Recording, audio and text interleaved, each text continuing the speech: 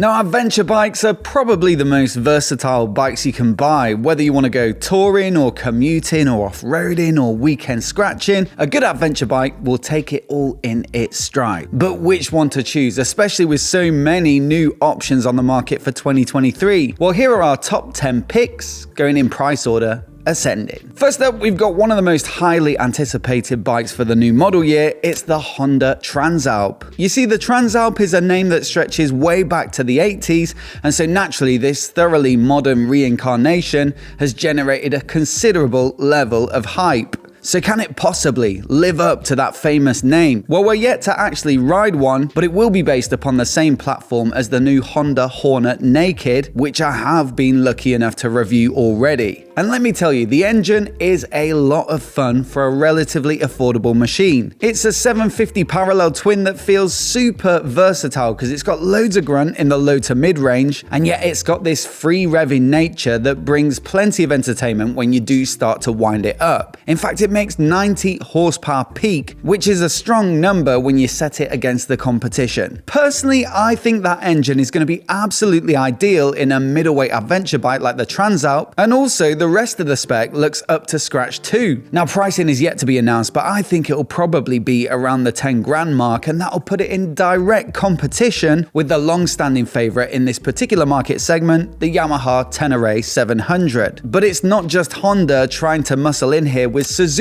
also announcing their V-STROM 800DE. Now, this is going to follow a very similar format, so it's got a new parallel twin engine, what looks like a pretty capable chassis off-road, and an electronic suite which is pretty much on a par with the TRANSALP. Now, again, no price on this one, but I'd expect it to be similar to the Honda, and again, it'll be looking to steal some sales from the Tenere. But do I actually anticipate either of those bikes being good enough to compete? Well, the Tenere's strong point has always been its off-road performance, which is really genuinely exceptional. I rode it last year at the Yamaha Off-Road Centre in Wales, and it's easily the best middleweight adventure bike I've ridden off tarmac. But it is a very simple bike with not much in the way of home comforts, and the engine doesn't feel massively powerful on the road. So perhaps that's where the Honda and Suzuki can edge it out. They're almost certainly not going to be as good on the trails, but they do have a bit more oomph, more tech, and a bit more road bias. And so if that's actually where you do most of your riding and you just fancy a little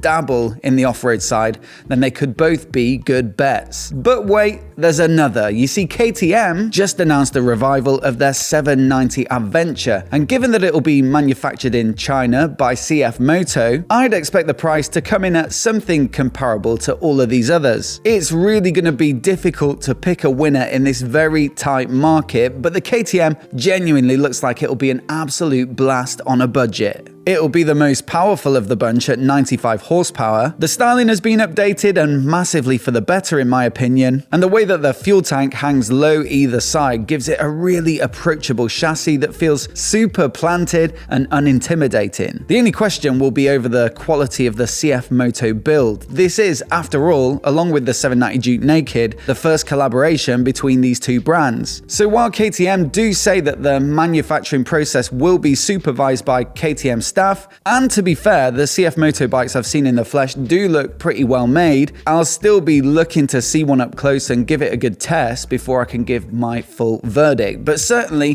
one to watch. Now, KTM have actually released a whole slew of adventure bikes over the 2022 launch season, including the 890 Adventure, which is the bigger sibling to the 790. So you get a bit more power at 105 peak, fully adjustable suspension, and the reassurance of it being built by KTM in Austria, although naturally you're gonna have to pay a little extra for it. But I think out of all the updates they've made, the most beneficial has been the restyling at the front end. The previous gen was genuinely right up there with my pick of the middleweight adventurers, and if you were to ride mainly on the road, I'd almost certainly take one over the Tenere, but man, was that an odd looking bike. The headlight just stands super proud of the rest of the bike, and it just didn't really come together for me. But for 2023, they've taken a bit of inspiration from their rally bikes and joined the headlight with the tank area with some extra bodywork, and it's absolutely transformed it into something that I actually think looks very good indeed, and that just goes to show that the overall design was good, it just needed that little tweak. Also getting all of these updates is the most off-road biased variant in their lineup, the 890 Adventure R. This is the one to go for if you want something properly hardcore with an upgraded suspension setup that means it can tackle even more challenging terrain. The only caveat being that the extra length in the suspension means that it's proper tall. 880mm in the seat height to be precise, which would definitely be on the tall side for me, but if you're serious about off-roading, there aren't many more capable bikes on the market. I will just touch on one feature though that pretty much all of the new KTMs get, and that's the new demo mode, which has caused a bit of a stir. You see, for the first 1500 kilometers, all of the electronic features like cruise control, the extra modes, and the quick shifter will be unlocked and free to use. But once you cross that threshold, they'll shut off and you'll have to decide whether you want to pay to enable them again. Now, generally they're about 200 or 300 quid each, and then you can get them all in a package, which is usually around the 700 or 800 mark. And so on the one hand, it's a great way to try them out before you decide whether to splash out. But on the other, I know it's not gone down that well with some of you in the comments, and I think the feeling is that the features are on the bike anyway, so why do you have to pay extra? As always, I'd love to know what you think though,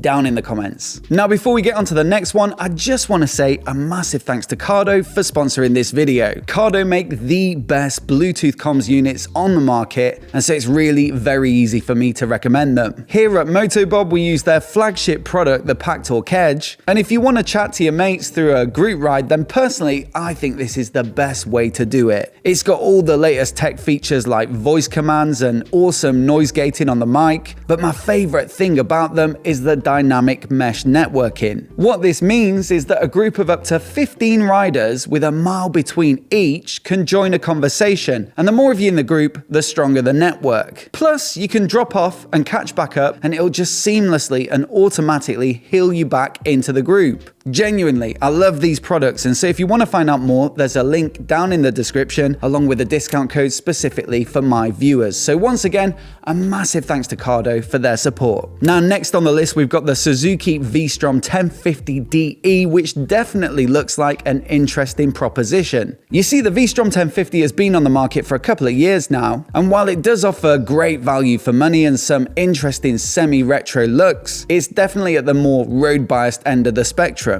Suzuki have sought to address this though for 2023 with a new DE edition, which makes a bunch of tweaks to improve its abilities off tarmac. First up, it gets a 21-inch front wheel, which should give it much better rolling over rough surfaces and obstacles. There's longer travel suspension along with more ground clearance, improved ergonomics which better facilitate riding in the standing position, and gravel-specific traction control and ABS settings. On top of that, the price is still generally below what you'd pay for the competition in the large capacity adventure market, and so this is definitely a bike we're looking forward to testing out in 2023. Also on the absolutely must-ride list is the new MV Agusta 9.5, which has been in the works for a while, but looks like it's going to be an absolute riot. You see, I absolutely love MV Agusta bikes for how lively and exciting they are to ride, but generally for the sports bikes and the nakeds, a lot of that power is right at the top end of the revs, where you can't always access it on the road. The idea with this new 950 triple is to generate a bit more mid-range and torque, which should make it ideal for adventure bike purposes, as well as hopefully some other models to follow. And yet it still makes 120 horsepower peak, which should still deliver the entertainment when you can use it on the road. Plus, the looks are classic MV. They're stylish, dynamic, and exotic, and so hopefully it brings something a little different to the adventure market with a slightly more premium position than the rest of the middleweights.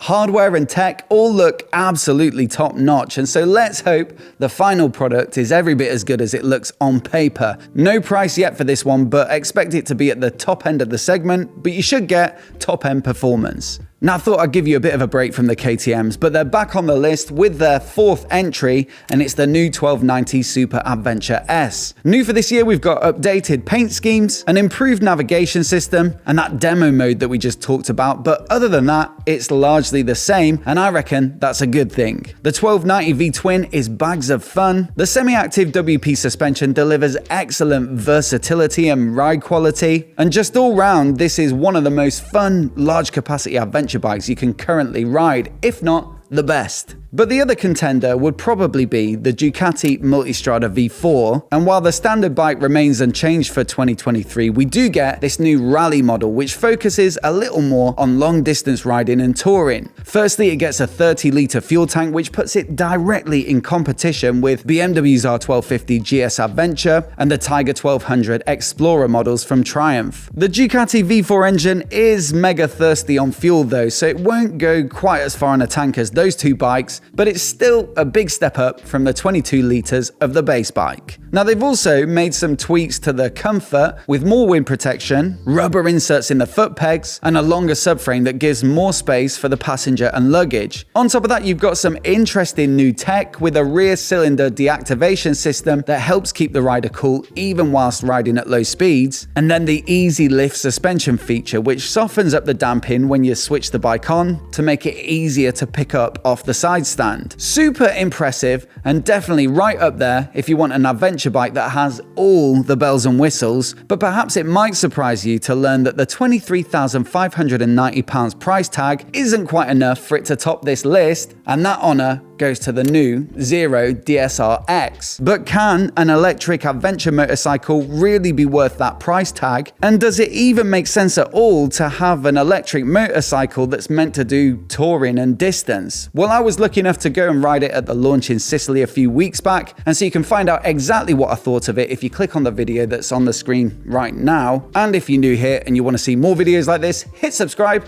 and I'll catch you in the next one.